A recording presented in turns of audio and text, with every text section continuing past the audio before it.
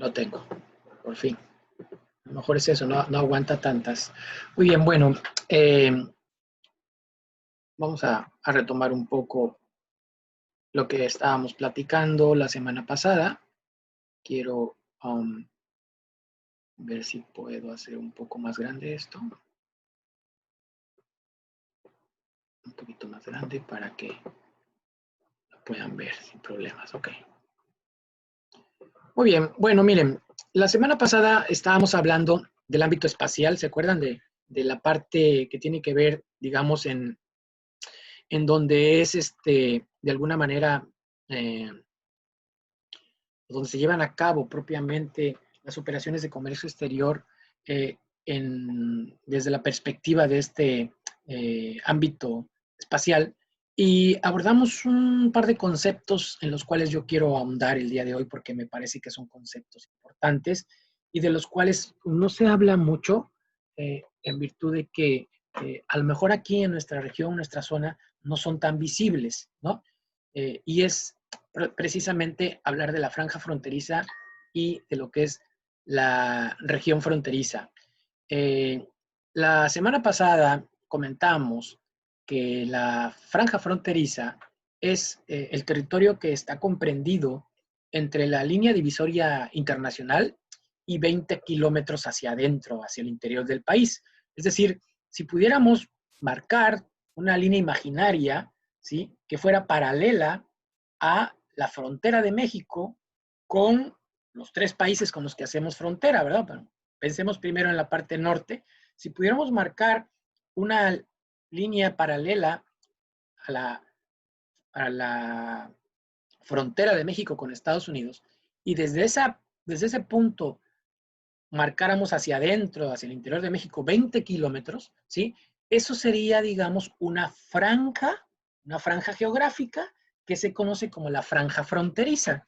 Indudablemente, eh, esto significa que hay ciudades que se encuentran dentro de la franja fronteriza o gran parte, digamos, de el asentamiento de una ciudad está dentro de esos 20 kilómetros, ¿no? Por ejemplo, se me ocurre mencionar ahorita Ciudad Juárez, en Chihuahua, ¿no?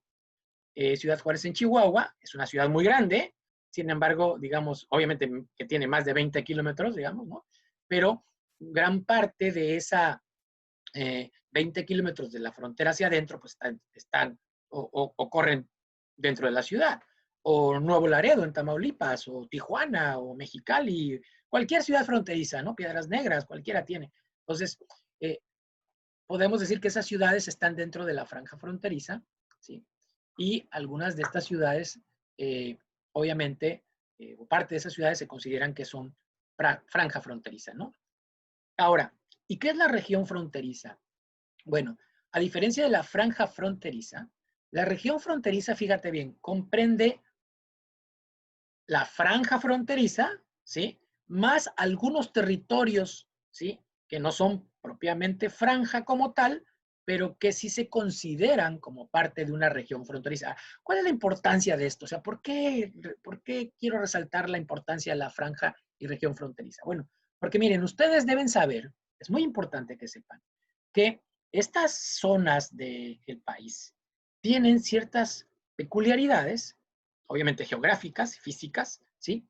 Y en razón de esto, el tratamiento aduanero y fiscal en algunos casos es diferenciado. ¿Y obedece a qué? Bueno, obedece precisamente, digamos, esta vecindad, ¿no?, que tenemos como país con otros países. Recuerden que esto, lo de la franja fronteriza también se aplica a la parte sur, ¿eh? O sea, los 20 kilómetros con Guatemala y los 20 kilómetros con Belice también es aplicable a la franja fronteriza. Entonces hay esquemas especiales para este tipo de regiones o zonas con tratamientos especiales también, ¿sí? Y son beneficios propiamente para la gente que vive ahí, ¿no? Por ejemplo, uno de los más conocidos por todos es los vehículos a los que le llaman vehículos fronterizos, ¿sí? Es decir, se pueden importar vehículos a la franja o región fronteriza con un tratamiento diferenciado, ¿sí? Vehículos usados, por supuesto. Entonces, esto hace que, digamos, estos habitantes de esta región tengan un beneficio que no tenemos los que no pertenecemos o que no somos habitantes de la franja fronteriza. Y esto es con el fin, bueno, hay muchos propósitos. Por supuesto que hay propósitos políticos, siempre habrá propósitos políticos, pero también hay propósitos sociales y propósitos económicos. Piensen ustedes, miren, por ejemplo, en cualquier ciudad del norte de México, vecindad con Estados Unidos, hace muchos años, pues era muy fácil la introducción de vehículos de un lado para otro. Recuerden que la economía en estas ciudades es dinámica, ¿no? Es dual, o sea, las ciudades están realmente viviendo y conviviendo mucho, ¿no?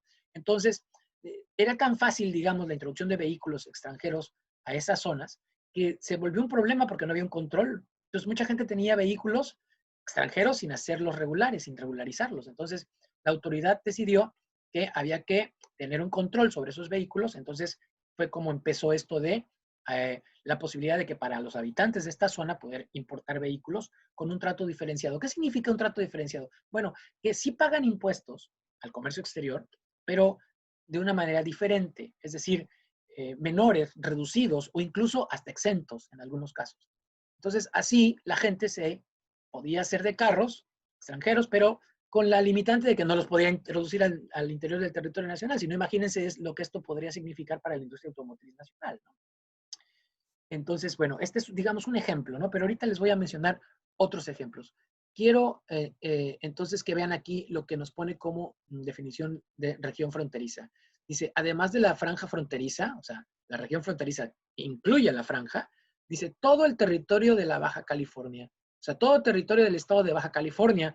Antes, yo no sé si ustedes cuando eran chavos, o a algunos les tocó, antes el estado de Baja California se llamaba Baja California Norte y el estado de Baja California Sur se sigue llamando Baja California Sur, ¿no?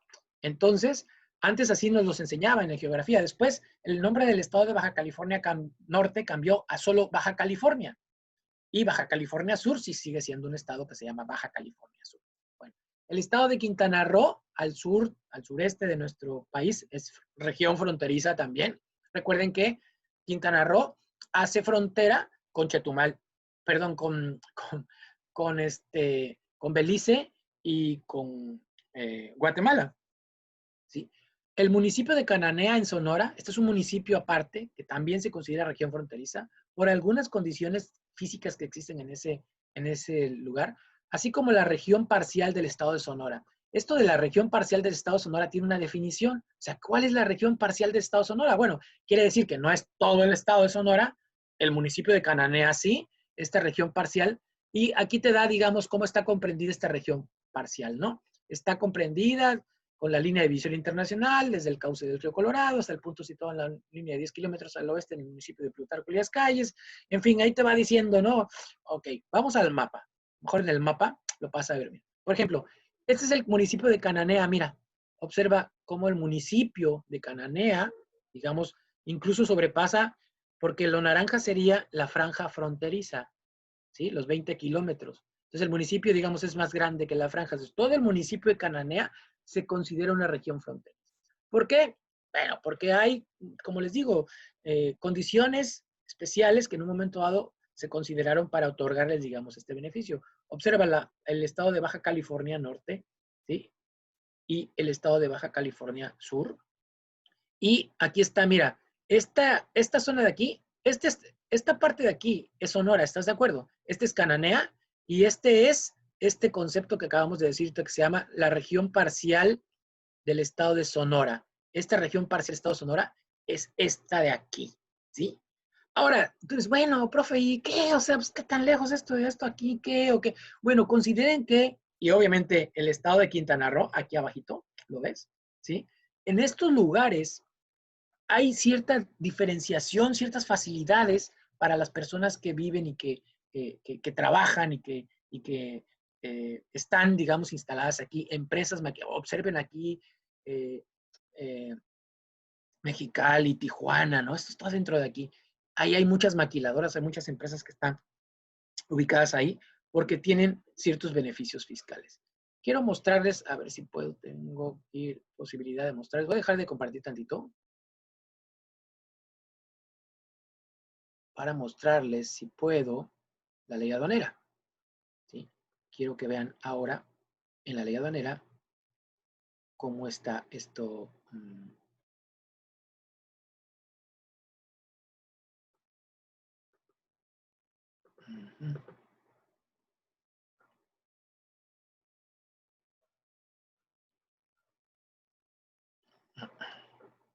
No me deja ver la ley aduanera.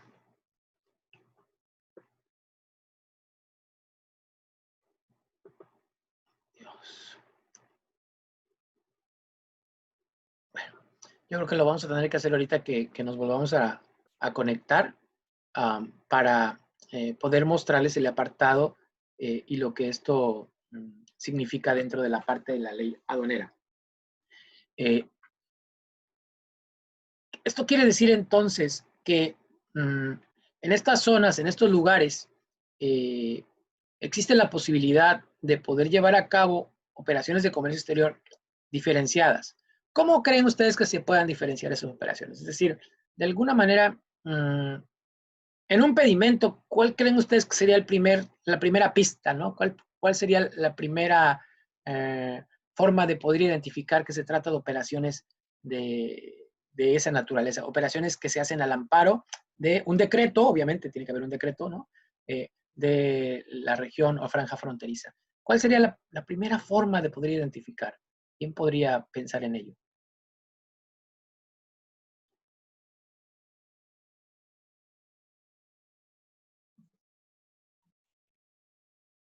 Silencio total. Estoy No se le... analizando, dice, sería, no sé, el impuesto. O sea, debe ser un impuesto menor, ¿no? Porque es el tratamiento de la zona fronteriza, ¿no? Claro, sí, sí, sí, sí. Pero lo primerito, ¿qué me brincaría? ¿Qué creen ustedes que tendría de diferente el pedimento de una operación al amparo de la franja región fronteriza a una operación, digamos, normal, ¿no? De una importación normal al interior de nuestro país? ¿Dónde está la clave? En mi pregunta ya puse la respuesta. ¿Dónde está la clave? Pues en el destino, no Las sé, bueno, es que las claves que tendrán los artículos. En el pedimento, ¿dónde está la clave? ¿Cómo? O sea, ¿cómo veo un pedimento así de entrada? Tendría que ir a un campo, un solo campo, y en ese campo me va a decir que ese pedimento es una operación al amparo del decreto de la franja región fronteriza. Un campo en el ¿Cuál sería? pedimento. ¿Dónde anda Brian? A ver, Brian, esa pregunta va para ti. ¿En qué campo veo? ¿Sí? ¿Cuál es la clave Por del la sección pedimento? aduanera, No, por supuesto, eso obviamente es importante porque por ahí se va. Pero hay una clave de pedimento, es decir, los pedimentos se identifican con claves, ¿sí? Las sí, sí, sí. operaciones que son definitivas, ¿sí? Tienen la clave A1, ¿no? Ya sea IMPO o EXPO, pero si el pedimento me dice, y es uno de los primeros campos del pedimento, clave del pedimento A1 es un pedimento de importación definitiva normal, ¿verdad? Pero si en lugar de esa clave de pedimento A1 yo encuentro otra clave de pedimento, me parece que es el C1, ahorita lo checamos. Si yo veo que mi pedimento dice clave C1, ya de entrada yo sé que ese pedimento es una importación a la franja región fronteriza. Ok, entonces yo puedo importar a la franja región fronteriza con ciertos beneficios fiscales y aduaneros. Está bien, ¿no? Pero a ver, siendo bien listo, ¿no? ¿Qué tal si importamos cosas a la franja región fronteriza, porque somos muy listos, con ciertas desgravaciones y con ciertas preferencias, y ya una vez que lo tenemos en la franja región fronteriza, lo importamos al interior, total, ya está en México, ¿no? ¿Qué más da? Y ya ganamos los beneficios, digamos, fiscales y aduaneros por haber importado la mercancía a la región fronteriza. ¿Ustedes creen que eso sea posible? Bueno, ¿de qué es posible? Es posible. ¿Ustedes creen que así podríamos hacer negocio? Ya descubrimos un negocio para empezar a hacerlo, pero ya. ¿Qué creen que Está esté pasando regulado, ¿no? ahí? ¿Qué creen que esté pasando ahí? pues sí se puede porque de hecho lo hacen, ¿no? Pero no como negocio constante, porque si fuera constante la autoridad lo descubre y bueno, ahí vendrían las multas y cuestiones legales, ¿no? Porque, por ejemplo, hay vehículos, como usted lo decía, usados que traen a esa zona fronteriza y de ahí hay una comercializadora y se puede comprar y llevar a otra parte del país, ¿no? Pero no debe ser un negocio constante porque sería descubierto. Bueno, en parte tienes razón con lo que dices, pero en parte no.